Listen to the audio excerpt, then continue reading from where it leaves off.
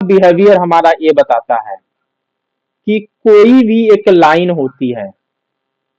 ठीक है, उस लाइन को मार्केट ऊपर की दिशा से आती है और उसको तोड़ करके नीचे की दिशा में आ जाती है,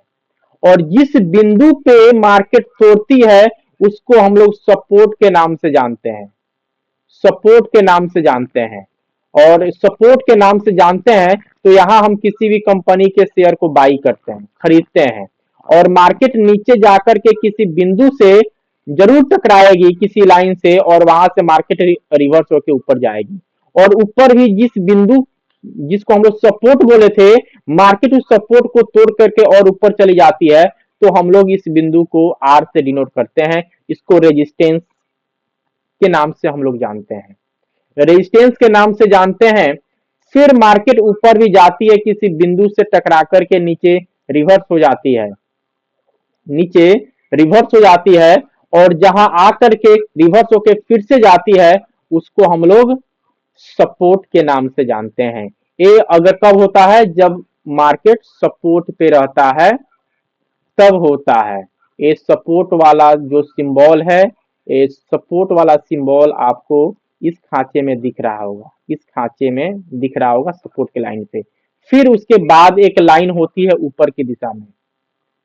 ऊपर की दिशा में होती है जिसको हम लोग रेजिस्टेंस के नाम से जानते हैं। मार्केट नीचे से उस लाइन को तोड़ करके ऊपर गया, और जिस बिंदु को तोड़ करके गया उसको हम लोग रेजिस्टेंस वहां बोलेंगे, उसको हम लोग वहां रेजिस्टेंस बोलेंगे, जिसको हम लोग आर से डिनोट करेंगे। और फिर मार्केट ऊपर जाकर के किसी बिंदु से टकरा करके मार्केट जरूर रिवर्स होगी, और मार्केट वहां से नीचे आएगी, नीचे आएगी, और जिस बिंदु से टकरा करके आएगी उसको हम लोग सपोर्ट के नाम से जानते हैं, जिसको हम लोग एस से डिनोट करते हैं।